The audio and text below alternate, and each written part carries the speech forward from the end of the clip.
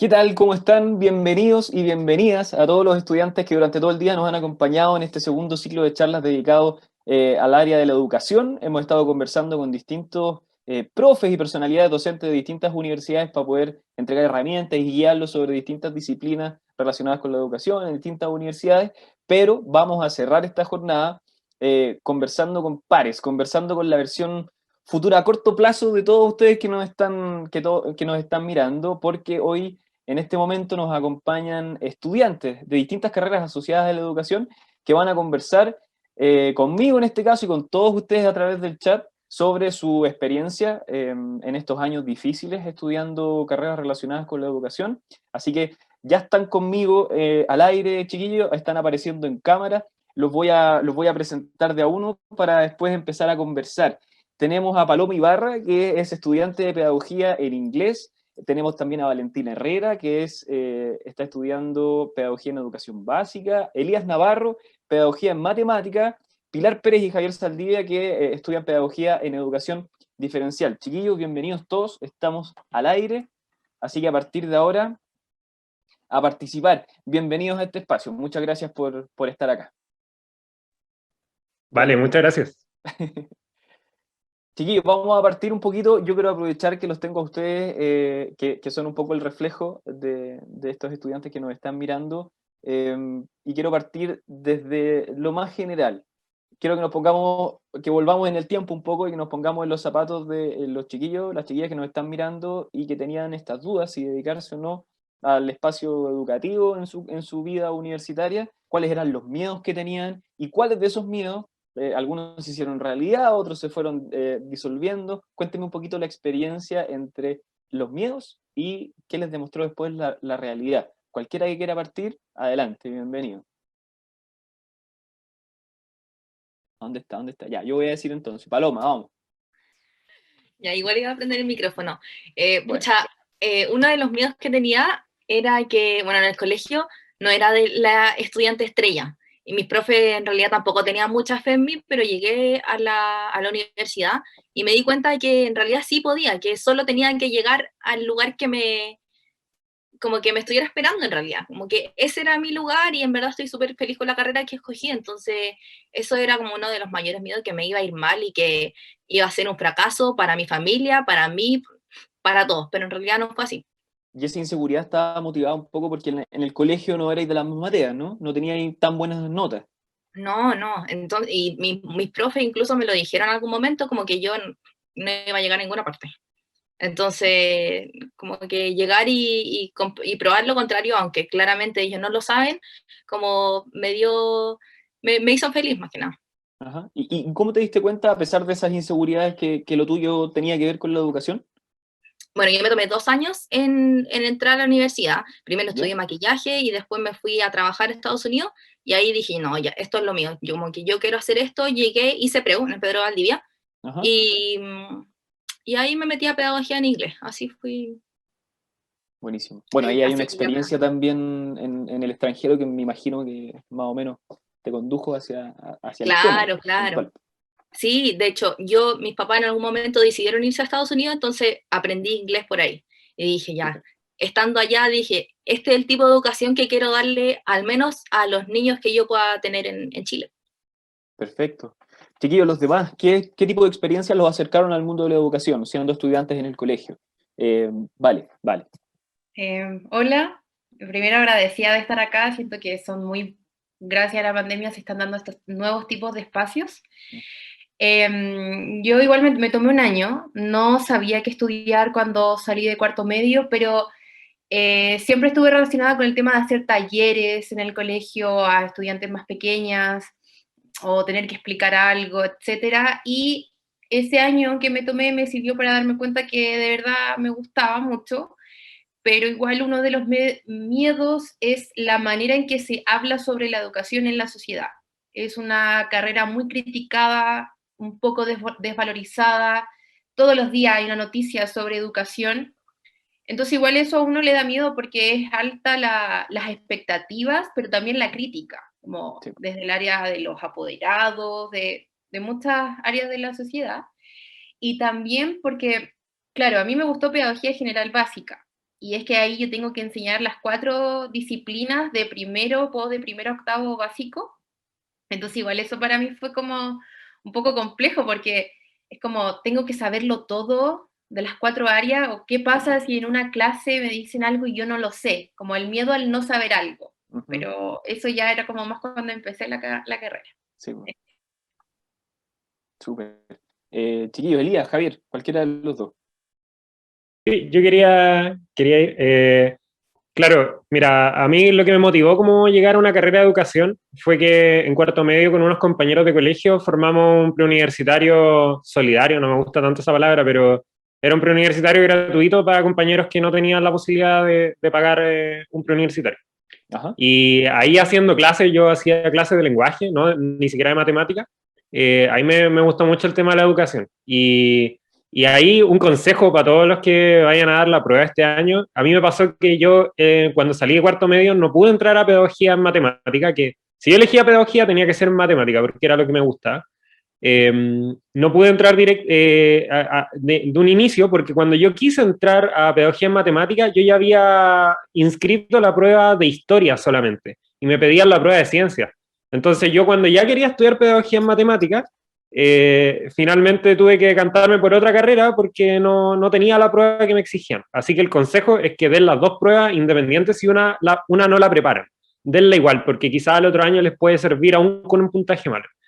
Y como de los miedos, originalmente la verdad no he tenido muchos miedos, como que no me genera temor el hecho como de lo denostada que está la carrera docente como a nivel social, porque siento que como que tengo la confianza en que voy a ser un buen profe y es como mi objetivo. Entonces la verdad como que así como miedo de que me vayan a criticar o como poner en un escalafón social más bajo por el hecho de ser profe, la verdad no me pasa. De hecho, como que siento todo lo contrario, como que me siento muy orgulloso de ser profe o de que voy a ser profe. Entonces, como que en verdad lo que pueda decir el resto del mundo, como las políticas educativas, que ojalá mejoren un montón, pero en este minuto como que no afectan mi calidad como profesional, digámoslo así. Lo que sí, como en relación a lo que decía la compañera anterior, era que un miedo que he ido descubriendo últimamente con el tiempo, es que como ya estoy un poco más próximo a salir el próximo año de egreso, cada vez que voy aprendiendo más cosas, me doy cuenta que menos sé. Entonces, como que a medida que indago en un tema, me doy cuenta que hay 500.000 cosas que no sé. Y eso igual es un poco como frustrante al inicio, porque uno piensa, bueno, uno termina una carrera, que es como el primer paso de la licenciatura hoy en día, pero ya después uno tiene que entrar a estudiar un magíster, tiene que quizás sacar un doctorado como para ampliar esos conocimientos. Entonces yo creo que eso es como lo que más me urge hoy en día, no tener como una especificación de a dónde me voy a ir después, como cuál va a ser mi área específica de trabajo. Bueno, lo importante en ese sentido es que, a pesar de que el profe está llamado a enseñar, también está llamado a aprender un montón para poder seguir alimentando ese círculo de enseñanza con los demás, ¿no? Javier y Pilar, ustedes representan a la misma disciplina, no sé quién quiere hablar primero, pero pueden contarnos también cómo llegaron acá, cómo llegaron a estudiar lo que están estudiando. Yo también me tomé un año sabático. De por sí ya había pensado en pedagogía. En ese año me instruí, me preparé para el proceso de la PSU y decanté por pedagogía en diferencial. Había tenido experiencia trabajando con niños, había tenido actividades comunitarias con niños de hogares, así que ya tenía como la experiencia de enfrentarse al mundo educativo, entre comillas, por así decirlo. Y algún miedo, yo creo que, como decía Elías, no es un miedo como en sí, sino el estigma social de que ser profesor es como está mal mirado, pero yo creo que uno como cuando ya está como pensando en voy a ser profesor es porque ya quiere comenzar a cambiar ese paradigma, porque ya quiere como dar un poco vuelta a la moneda y que comience el cambio. Y algún miedo ahora en estos últimos años también eso de que cuál va a ser mi área, porque es muy vasto el área de la pedagogía. Así que eso más que nada. Pilar. Hola, yo Bueno, me metí a pedagogía porque siempre me interesó la pedagogía y pensaba meterme en pedagogía en inglés, pero encontré que era muy, entre comillas, corto para mi gusto, porque soy como de esas personas que le gusta eh, muchos temas, así, muchos temas a la vez. Y fui a uno de los talleres que imparten las universidades y sin querer me metí a un taller de educación diferencial y allí descubrí que educación diferencial te da la oportunidad de trabajar con niños, con jóvenes, con adultos, que puede ser en escuelas regulares, en escuelas especiales, puede ser hospitalario. Eh, y entonces me encantó y hasta el momento me sigue encantando la carrera, el tema de educar, me entretiene mucho. Igual, por ejemplo, con esto de la pandemia, uno ha estado, no sé si, supongo que les ha pasado todo como ansiosos con el tema de las prácticas, no, uno no ha podido como, como Muchas cabezas quisiera. moviéndose al mismo tiempo. Sí, como quisiera realizar las prácticas, pero ahí vamos. Y de miedos, comparto lo de Valentina, lo de el no saber, así como, uy, eh, ojalá, porque igual como abarca harto, por ejemplo, no sé, en un segundo medio, toquen X tema y no saber ese tema, pero igual se va aprendiendo de ahí de a poco y trabajo colaborativo con todos en algún momento. Así que bien. Bueno, hay un espacio de confianza ahí que se va trabajando con el tiempo que pasa un poco en todas las carreras. Uno va agarrando confianza, va desarrollando habilidades blandas y eso va complementando la preparación más intelectual que les da la universidad. Con respecto a las prácticas, me imagino que ninguno ha podido hacerlas, o sí alcanzaron a estar en sala de clases con alumnos, ¿sí? Si me pueden contar un poco cómo fue saltar finalmente al terreno, Fue complejo, yo creo. ¿sí? ¿Qué curso te tocó? O sea, ahora en práctica estoy con un sexto básico. Yeah. El año pasado nos costó entrar a las prácticas porque los colegios estaban como recién organizando, entonces que entre un grupo de 10 estudiantes en práctica que también requieren un tipo de organización, fue un poco más complejo.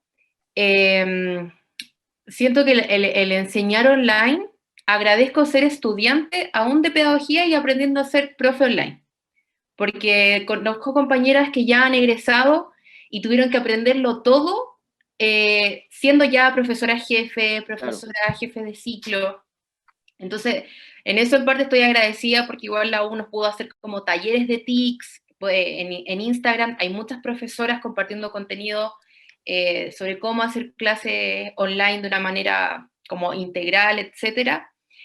Y al final yo siento que se va construyendo de una manera como más cercana con los estudiantes, porque se fue la sala de clase. La casa de los estudiantes es la sala de clases. Entonces uno ve a la mamá por atrás, o que hay mucho ruido, o profe, tengo que salir con mi mamá, o a veces los vemos con las mascarillas, porque algunos acompañan a sus papás en los trabajos. Entonces es una manera mucho más de acercarse a los estudiantes, pero también es más complejo, como el nivel de trabajo. Si uno antes en una práctica trabajaba, no sé, preparando material unas 2 horas, en online es mucho más, como igual es mucho más el desgaste, pero los estudiantes son unas esponjas que aprenden y se adecúan de una manera más rápido que yo creo que nosotros. Como que ellos nos dan feedback, profe, esto me gustó, esto no, o profe, usemos este juego, yo hago esto en mi computador.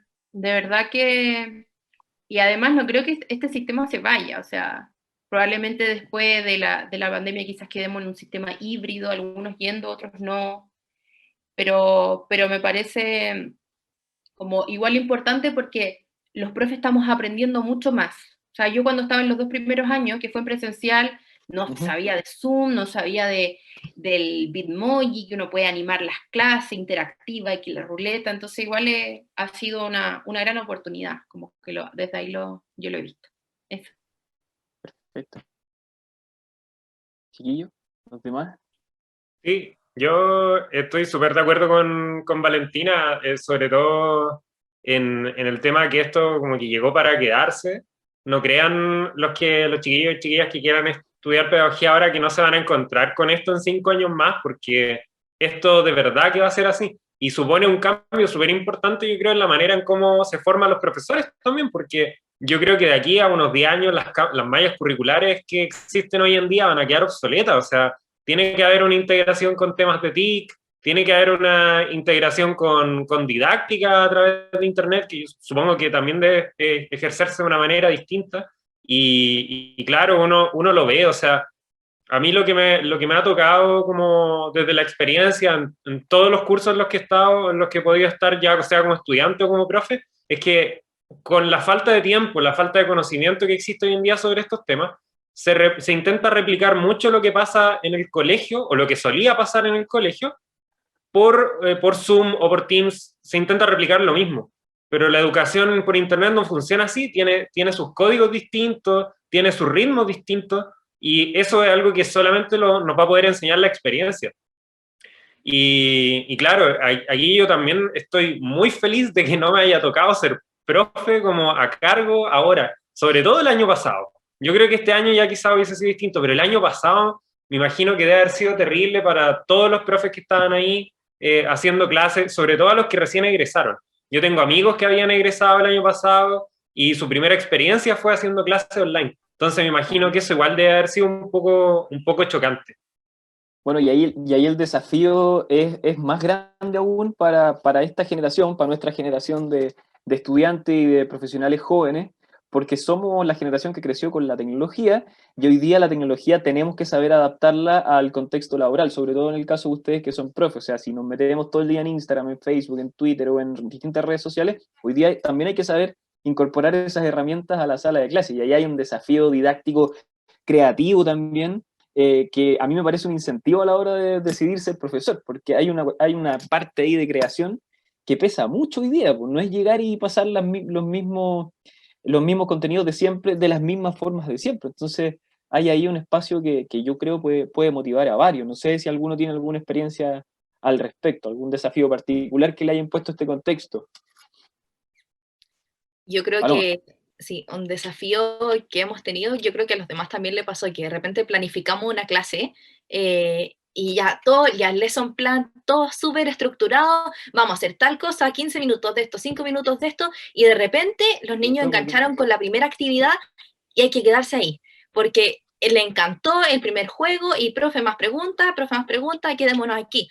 Y de repente eso es lo que pasa, como que igual uno se tiene que adaptar a la situación, como que mejor que ellos estén entretenidos haciendo algo, aprendiendo obviamente, a que ya los saquemos del lugar donde están súper enganchados y ponerlo a otra cosa que para ellos va a ser fome, porque ya estaban como concentrados en algo entretenido. Entonces creo que eso es súper difícil, como adaptarse nosotros también, superar que quizás la estructura que teníamos planeada no era la mejor para la clase, y los estudiantes como que se engancharon con otra cosa. Claro, hay que estar bien flexible. Sí, sí. Sí, muy flexible, sobre todo en estos tiempos. Me quiero ir con Javier y Pilar porque ustedes se van a dedicar a una disciplina especial dentro de todo este contexto que estamos conversando. Ustedes hacen educación diferencial y eso supone un desafío aún mayor. ¿Cómo lo están haciendo hoy día? ¿Cómo enfrenta un profe de educación diferencial esta educación a distancia, por ejemplo? Porque ahí ustedes tienen un grado de dificultad un poquito mayor. Bueno, al menos yo estoy como nuevita, porque el año pasado, yo estoy en cuarto año, y en tercero ¿Ya? nosotros comenzamos las prácticas en nuestra universidad. Nosotros corrimos las prácticas de este año y ahora estoy iniciando. Y, por ejemplo, estoy en una escuela de lenguaje y, no sé, las clases son cortitas, son Claro. como objetivos bien específicos. Por ejemplo, ahora me mandaron, no sé, tengo que hacer un TikTok. Entonces, sí, claro, son como cosas, como que yo creo que nos dedicamos a hacer como el trabajo más lúdico, el tema más lúdico de Claro. la educación. Perfecto. Sí, de todas maneras, tienen que ponerse especialmente creativos. Me imagino con harto acompañamiento del apoderado también en este caso, cuando se habla de pedagogía diferencial. Javier. Cuéntame. Claro. Yo estoy en una escuela rural. En esta escuela hay problemas de conexión, los estudiantes muchas veces no se conectan. Ajá. El profesor como educador diferencial, la verdad, tiene un trabajo bastante pesado porque como es escuela rural hay poco educador diferencial. Sí. Entonces tiene que pasar de reunión en reunión con los profesores. Articulación con el profesor de matemática, articulación con el profesor de lenguaje, y es caótico, es un poco caótico, más preparar el papeleo y todo eso, además de encargarse que, ya, Pepito no se conectó, entonces vamos a hacer un seguimiento de por qué Pepito no se conectó, puede ser un problema de conexión, puede ser problema en su casa, y es mucha más pega, pero es un reto que como decían, permite una conexión, un lazo más cercano para ver la realidad de los estudiantes y poder afrontar esos desafíos. Yo lo quiero llevar un poco. Pilar, ¿querías decir algo? Te vi desmuteada. Que estaba recordando así como igual es entretenido, por ejemplo, en esto del online, por ejemplo, yo estoy trabajando con pequeñitos y siempre está la mamá al lado. Entonces es entretenido escuchar al susurrar así, a la mamá así como, ¡Uña! Ese era mi comentario. Bueno, es parte de la, sí, tratando de ayudar a la tarea a los niños. Sí, porque ahí tienen la barra brava ahí mismo. Si Igual pudieran las mamás meterse a la clase, seguramente lo harían en las salas de clase también. Sí. Claro. Lo online tiene esa parte buena que tiene el acompañamiento de la familia. Yo lo que podría decir sobre el desafío como educativo de la inclusión es que, claro, el desafío de los profesores diferenciales o educadores diferenciales es como adaptar la clase o que estar como a la par con el profesor de cuáles podrían ser las oportunidades o barreras que puedan presentar los estudiantes.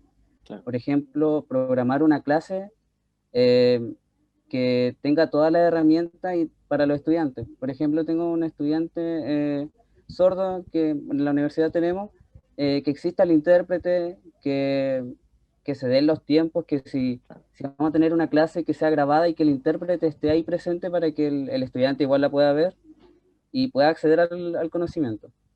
Esos son como los retos que han surgido, sobre todo los estudiantes sordos, que en esta nueva modalidad han tenido que estar con intérprete sí o sí.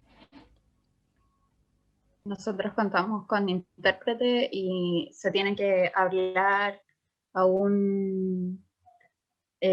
no puede ser como a los chilenos, que uno habla como muy, muy rápido.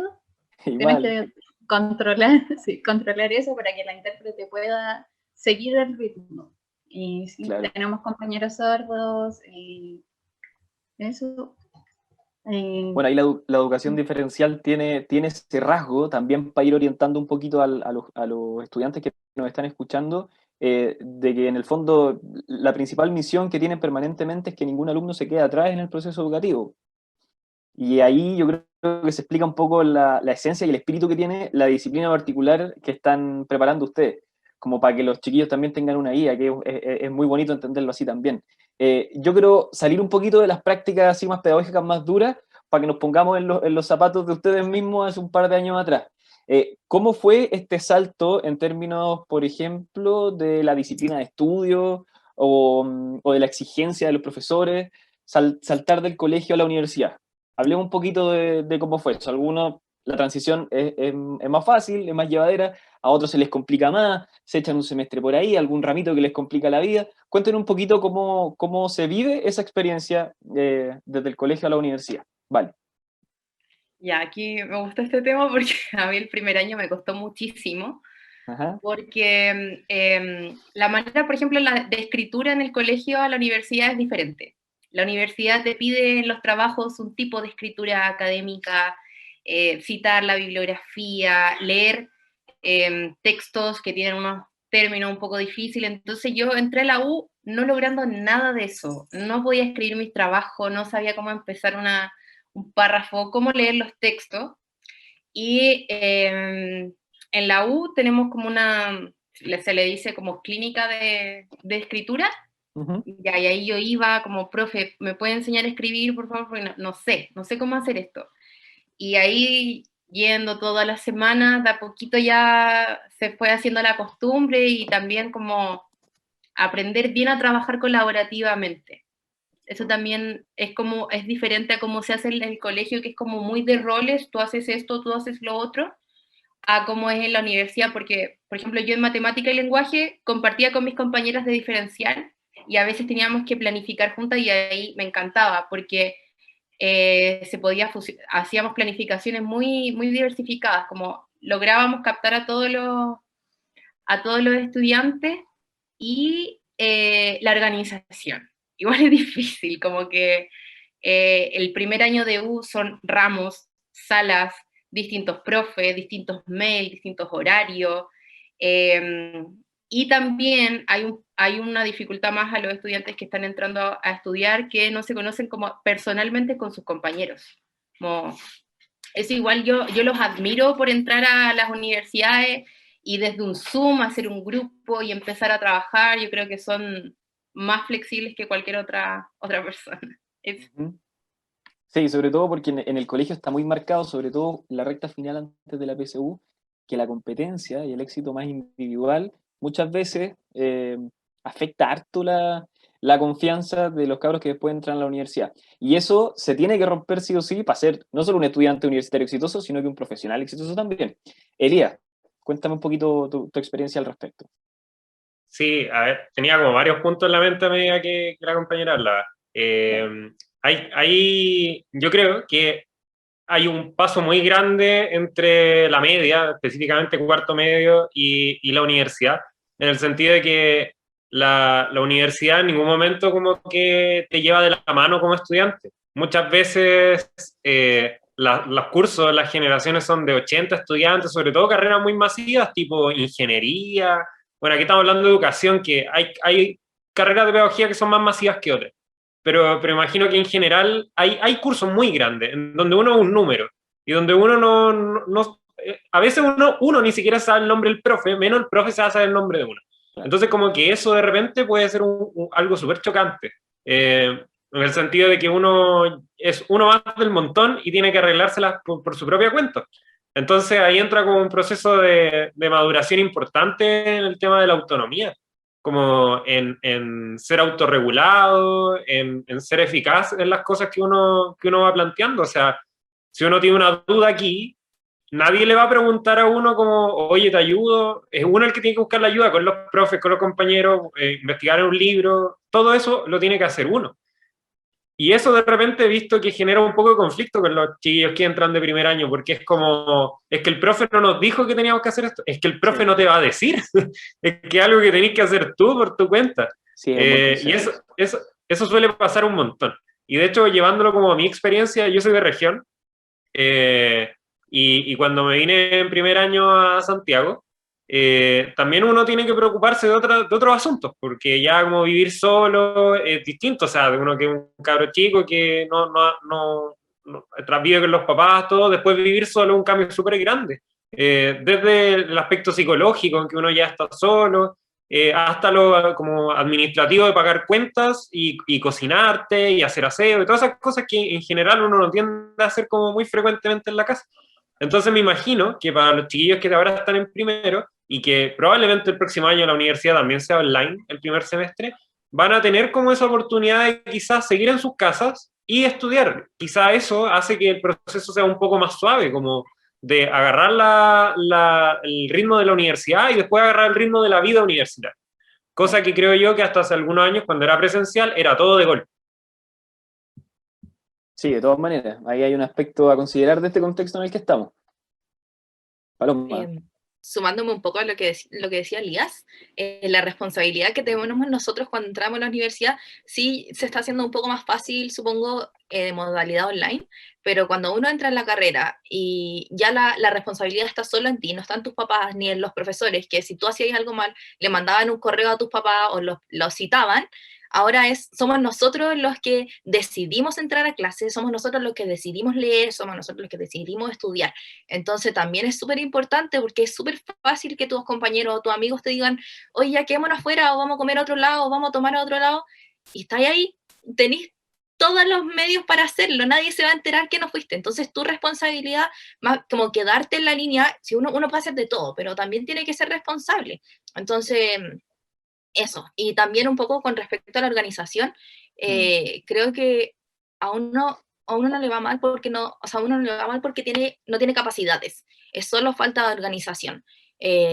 Yo creo que en el colegio me iba mal porque no me organizaba, no sabía cuándo eran las pruebas, se me olvidaba, no anotaba nada, pero ahora en la universidad yo agarré, primer año de U, agarré mi libreta y empecé a dibujar los planners, hacía las líneas, después me compré mi planner, y ahora yo tengo una pyme de planner, imagínate, como tanto me sirvió que hice eso. Así que nada, creo que la organización es súper importante, anotar todo. Si necesitáis anotar tu checklist 10 veces, anótala. Si necesitas anotar el resumen 10 veces, también anótalo todo. Creo que es lo más importante. Mira, qué interesante.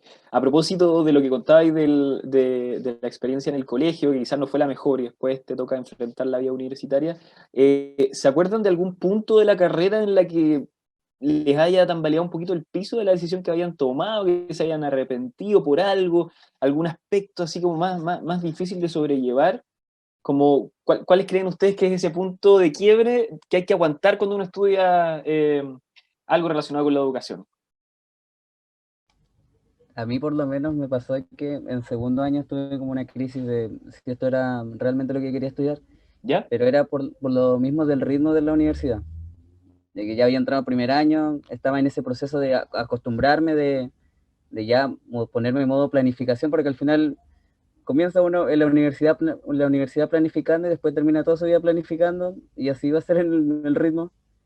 Y, y en segundo año, claro, tuve como esa duda de si de verdad esto era lo que me llamaba la atención, pero hice como una retrospección de mí mismo, de todo lo que había pasado y de todos los motivos que me habían incentivado a estudiar y continuar en la carrera.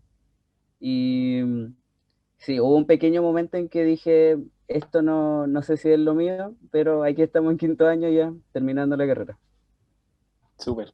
Es importante que sepan, porque al final uno cree con el colegio que tomó la decisión de su vida cuando entra a la universidad, después de la universidad cree que está preparándose para todo el resto de la vida y hay que saber que en todas las etapas, estas que vamos enfrentando, hay momentos buenos, hay momentos malos y lo importante de su testimonio es aclarar ese escenario, para que se sepa que siempre, cualquier etapa, cualquier proceso viene con todo, con lo bueno y con lo malo.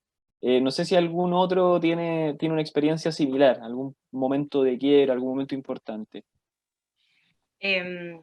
A mí mi momento de quiebre fue, nosotros en nuestra U tenemos prácticas desde primer año. Ujú. En el primer año tenemos prácticas de observación y ya en segundo año podemos empezar a diseñar clases, intervenir.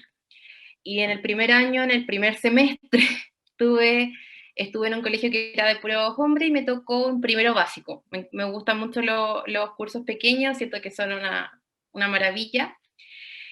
Y hubo una situación como de peleas entre los estudiantes y los estudiantes son muy honestos. Te cuentan cosas que a veces no le cuentan a otros profes o no les cuentan a sus papás. Y el estudiante me contó una situación muy crítica que a mí me afectó mucho. En el momento lo intenté como apoyar, me fui con él al patio como para distraerlo de la sala y cuando me fui llorando y dije, ¿qué puedo hacer?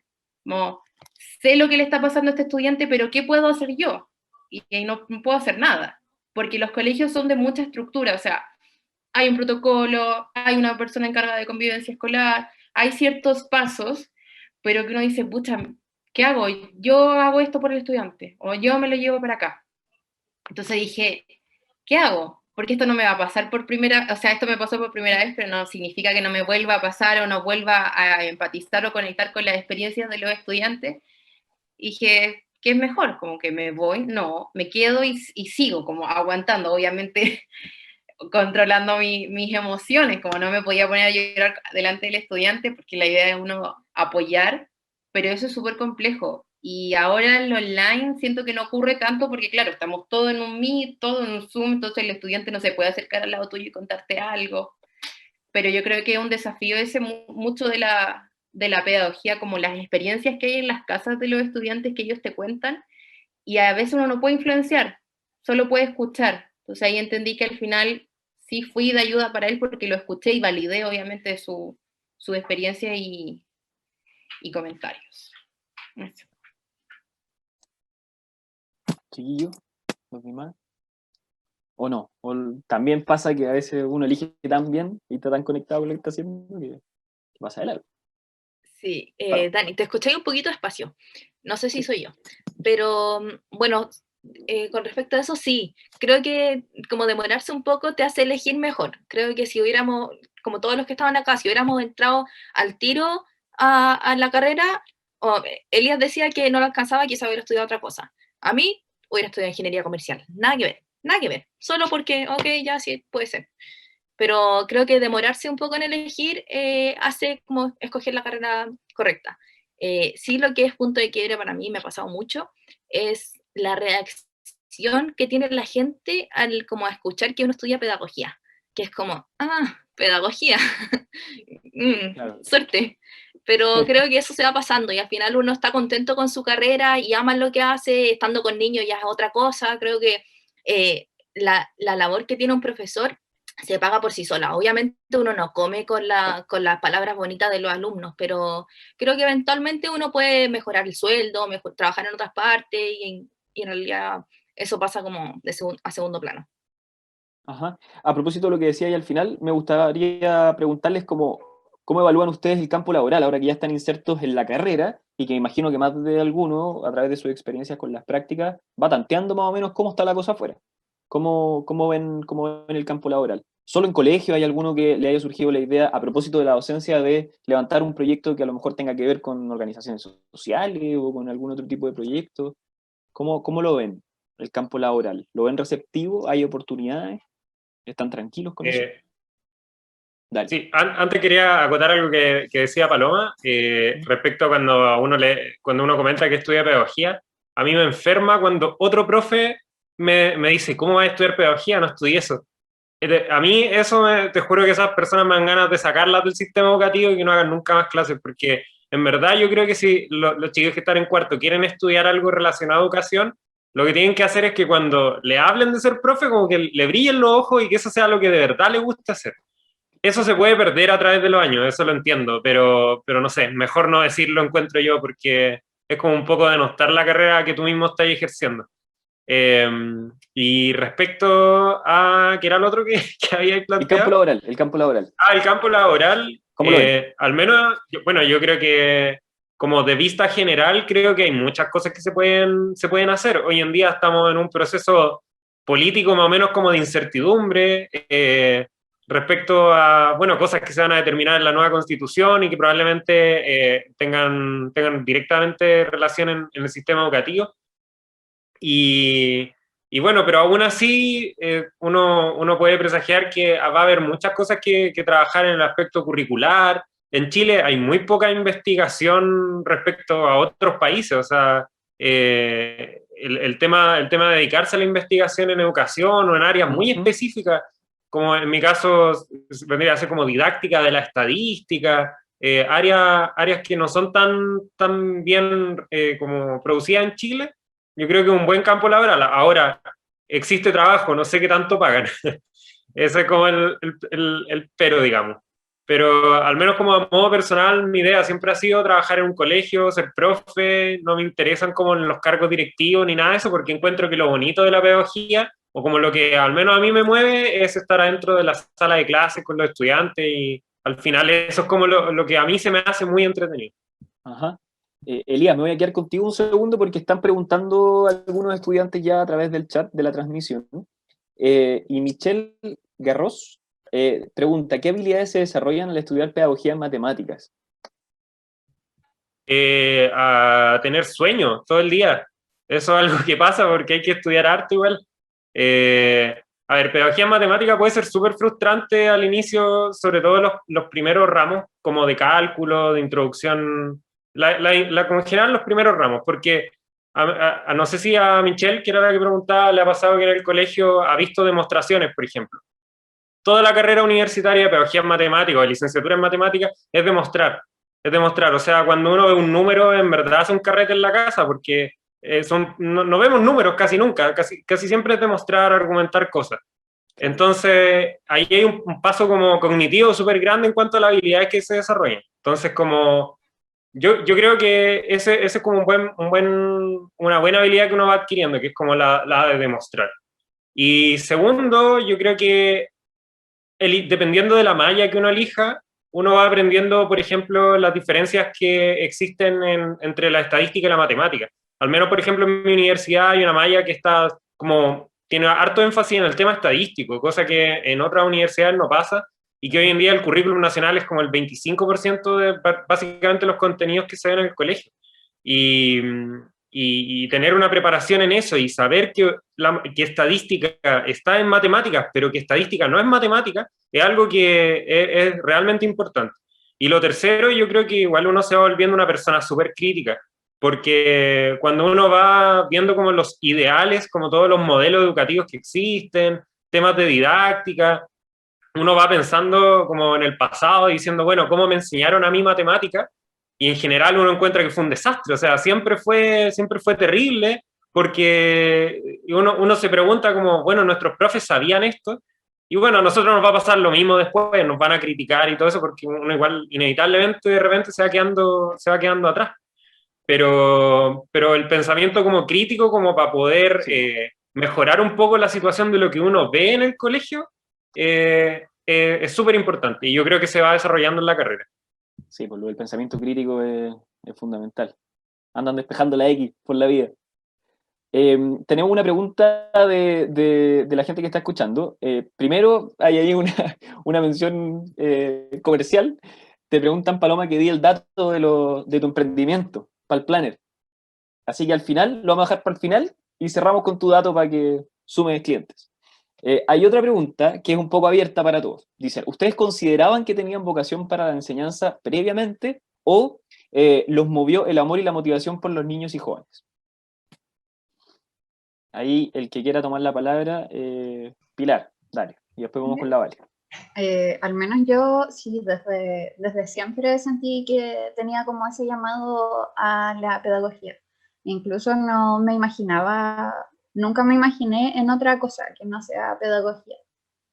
A mí, al contrario de los chicos, yo no me tomé ni un año sabático, ni estudié otra cosa, sino que me fui directo así. Y aquí Sí, estamos. la tenía clara, claro. Y no sé, nunca lo he dudado y tampoco he tenido ese momento de crisis. A lo máximo la crisis que fue, yo creo que a todos les pasó de la pandemia, de como el congelar o no, porque el tema de...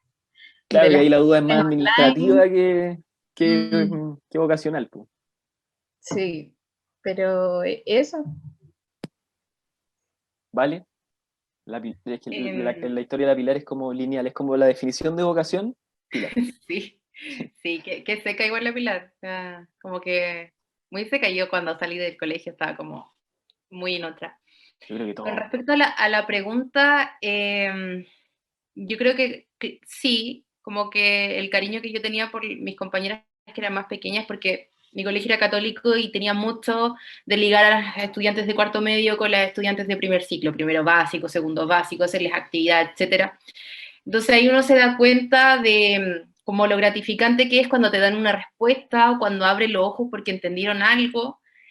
Y al entrar a la carrera, obviamente eso siguió, pero me di cuenta que elegí bien porque a veces la sociedad tiene muchos problemas a veces.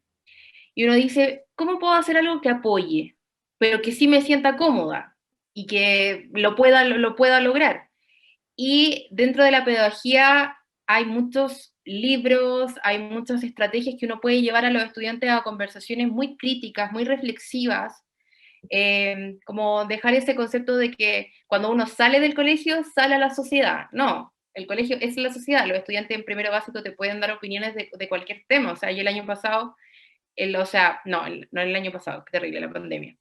El año del estallido social, el 2019, yo alcancé a hacer algunas clases en el mes de octubre, y estudiantes de primero básico te podían opinar de lo que estaba ocurriendo de una manera muy genial y muy, muy honesta. Entonces, a uno al entrar en la carrera dice, ya, con esto puedo hacer algo. puedo hacer algo en la sociedad, aunque sea en una sala con 30 estudiantes o en algo virtual, pero algo va a quedar en esos estudiantes, desde la educación emocional, educación crítica, en historia, etcétera, y después eso igual va a aportar porque una buena formación en emociones, en reflexionar cuando uno está en la básica, aporta a que cuando salgan de cuarto medio o entren a la universidad se sepan relacionar muy bien con otras personas. Así que eso yo respondería.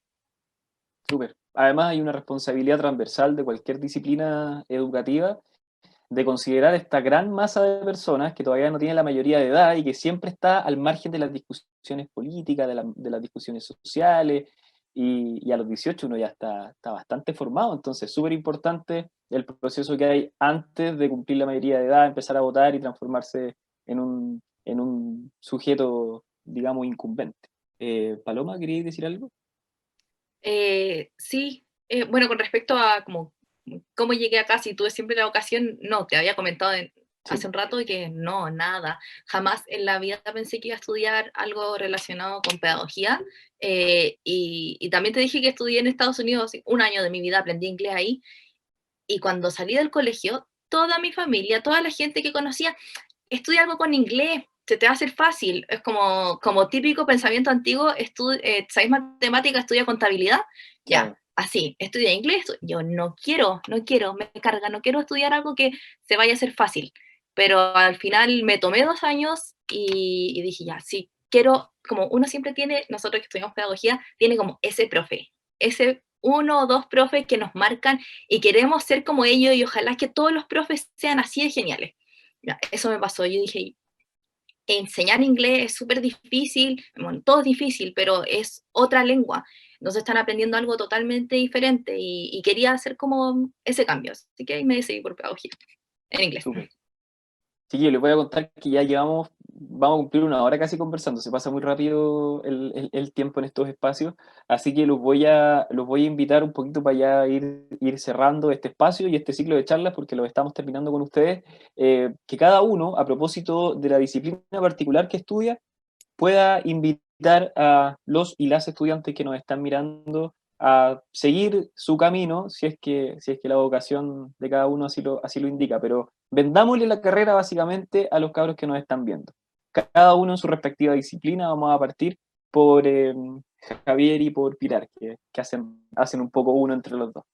Cualquiera de los dos que quiera empezar a hablar.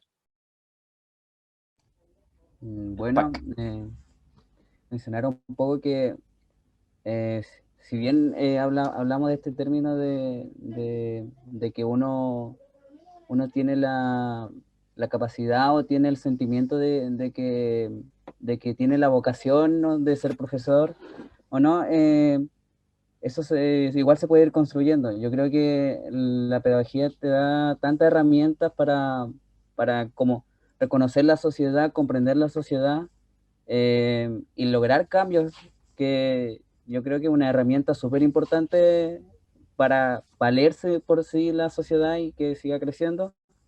Y sobre todo la inclusión, el tema de la inclusión, y es un tema que está en boga, un tema que se está tratando en estos días, y que eso, invitar que conozcan la pedagogía, investiguen el campo pedagógico. Yo creo que cada especialidad es grande, por lo menos en lo que es diferencial existen varias áreas donde pueden participar. Por ejemplo, nuestra universidad tiene en sí 2 menciones, audición y lenguaje y discapacidad intelectual, en la cual cada una se ramifica por diferentes caminos. Por ejemplo, audición y lenguaje, tú podrías participar en una escuela de lenguaje, en un establecimiento normal, como intérprete, en la Teletón. Hay muchas oportunidades de aprendizaje también y laborales que se pueden recorrer. Así que es. Perfecto, muchas gracias, Javier. Yo sí, igual invitarlos, lo mismo de la vocación.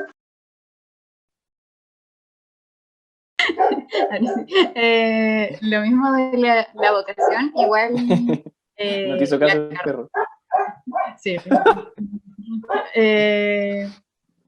Por ejemplo, tengo compañeras que postularon, no sé, a terapia ocupacional o fonoaudiología, Ajá. pero quedaron en pedagogía en educación diferencial. Y todas se han enamorado. Entonces, es una carrera muy buena. Es bacán, si les interesa, yo, yo la recomiendo 100%. Aparte, no sé si, supongo que sucede en todas partes, en todas las pedagogías, pero aunque sí uno tiene que claramente ser parte así como uno mismo, ponerse los retos, a estudiar y todo, igual hay harto trabajo en conjunto con los compañeros. Igual los compañeros apoyan harto, al menos en nuestra carrera, en nuestra universidad, igual los profesores están allí para ti, para cualquier cosa. Si uno, o sea, al menos a mí me pasa que si pido más plazo, me lo dan. Gracias.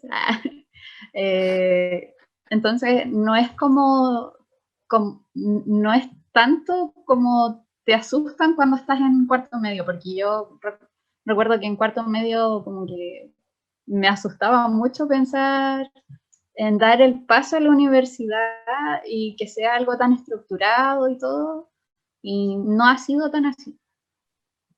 Súper, súper. Es importante matar esos mitos. Gracias, gracias Pilar. Vamos con Elías, la Vale, y cerramos con Paloma para que tire el dato de su emprendimiento. Ok. A ver, de pedagogía en matemática en específico, para los que siempre es como un tema recurrente a los que quieren estudiar pedagogía, no van a tener problemas de trabajo, como de conseguir trabajo, porque no sé si lo han visto como en las noticias, va a haber una escasez de profe, en particular de matemática, aquí al 2022, que en verdad va a haber pega por todos lados. Así que en ese sentido, como que no hay que preocuparse. El tema de los sueldos ha ido mejorando, no tanto como quisiéramos, pero ha ido mejorando con el tema de la carrera docente. Tampoco es que nos vayamos a morir de hambre, digamos. Obviamente todos queremos sueldos mejores para los profes, ultra, no solo los queremos, es necesario, pero tampoco es una carrera en la que tu profesión haga que te moráis de hambre. Es como que esos son mitos de verdad que hay que erradicar y que en ese sentido no lo piensen, o sea, que no sea tema. Y de ahí, pucha, el tema de por qué pedagogía en matemática, bueno, yo creo que si alguien quiere estudiar pedagogía en matemática es porque le gusta matemáticas de partida, y ahí yo no tengo mucho en qué convencerlo, eso lo hacen las matemáticas por sí solas. Pero sí de estudiar pedagogía en matemática porque, pucha, o sea, es que cuando uno, hagan una clase, ese es el punto, o sea, si ustedes quieren estudiar pedagogía en matemática, hagan una clase de matemática con un curso, con un estudiante, lo que sea, pero háganla y van a ver que lo van a disfrutar, les va a gustar, y si es que no, váyanse a ingeniería, allá queremos a los ingenieros a los que no les gusta enseñar, pero a los que quieren ser profe, hagan una clase, disfrútenlo, lo van a pasar tan bien que van a tener clara la decisión, en verdad, no es algo que yo les pueda argumentar como, no, es que estas son las razones, sino que tienen que vivirlo nomás, eso es como eje, eso es como tienen que vivirlo. Pero no. Es algo que ustedes solo se van a dar cuenta, pero hagan clases antes. O sea, este año enséñenle a sus compañeros, háganles tutoría a sus compañeros por el tema de la PDT, lo que sea. Pero pónganse a prueba y se van a dar cuenta que les gusta esta carrera. Súper, muchas gracias. Clarito. Vale. Tu momento. Lo estaba pensando y podría dar demasiado argumento porque a mí me encanta la carrera de pedagogía básica general, pero yo creo que lo más importante es saber que con esta carrera uno puede generar algo en la infancia y preadolescencia de muchas personas. O sea, a lo largo de tu carrera vas a conocer a 40 estudiantes en un año, a los otros 40 en los siguientes, y al final podemos ser ese profe que cuando uno es adulto dice, no, yo tuve un profe que en primero básico me dijo que yo podía hacer esto, que creyó en mí, que me explicó la prueba y la pude entender, así que de verdad, y eso es maravilloso, y los estudiantes te entregan una energía que por mucho que sea el trabajo, que la planificación, que lenguaje aquí en matemática, te dan vida. O sea, a mí en lo online, mi motivación de seguir estudiando son los estudiantes del sexto básico que me dicen, tía, que me gustó su PPT. Eso para mí ya me entrega todo. Así que Maravilloso. Ese ejemplo al final lo transmite un poco todo el espíritu de lo que nos contaste. Paloma, dale. Bueno, yo los quiero motivar a acercarse a pedagogía en inglés, porque todos los profes entregamos algo. Pedagogía en inglés le da la oportunidad como a los niños de tener una segunda lengua, porque todos nosotros los preparamos, pero tener una segunda lengua los va a ayudar a llegar un poco más allá. Aunque estudien lo que sea, les va a ayudar. Por último, les va a ayudar a pasar en el inglés 1, 2 y 3 o 4 que dan en la universidad. Entonces, enseñarles eso a los alumnos ya yo creo que se van a sentir pagados y que les pueda ayudar a, no sé, a viajar, porque todos queremos viajar, a hacer un magíster después en el extranjero y que no sea solo en un país de habla española, o como que los va a llevar a llegar un poco más allá. Pedagogía en inglés es una carrera súper linda que podemos hacer clase desde que los niños son chicos. Podemos de básica, primer ciclo, media, podemos enseñar en empresas, en lo que sea en realidad. Y bueno, llamado también a todos a estudiar carreras de pedagogía, que nosotros al final somos los que estamos 12 o 14 años con los niños y nosotros somos los que estamos formando profesionales. Al final como que después en la universidad ellos se van a preparar como específicamente, pero nosotros somos la base de las personas que van a ser activas en la sociedad eventualmente. Formadores de personas y de profesionales del futuro, que es un cliché, pero hay algunos clichés que tienen mucho sentido y este es uno de ellos. Paloma, tírate el dato. Ay, mira, es @palomamaker. La fotito es blanca, no sé si está en inglés. Maker está en inglés, pero mi nombre. Paloma en Maker. Instagram, ¿no? En Instagram, sí. Ya, bacán. Y aprovecho para pasar el dato, Vale, que también tenía ahí un admirador en el chat que puso Vale, te amo. No sé si hay un palo blanco ahí, pero dejo el mensaje, yo tengo que transmitir lo que dicen en el chat. Así que bueno, chiquillos, muchas gracias. Vamos a ir cerrando ya con ustedes todos en cámara. Estamos ahí, nos están mirando los alumnos y las alumnas del preuniversitario a lo largo de todo Chile. Estos ciclos de charlas los ven muchas personas. El año pasado llegamos casi a 10.000 estudiantes.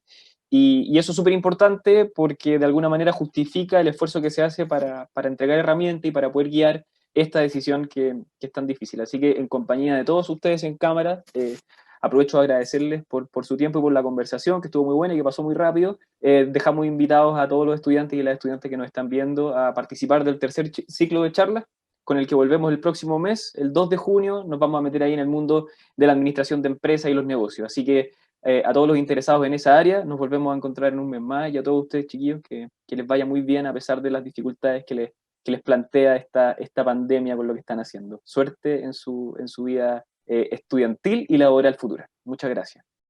Chao. Muchas gracias. Chao. Muchas gracias por la invitación. Vaya bien. Gracias a ti.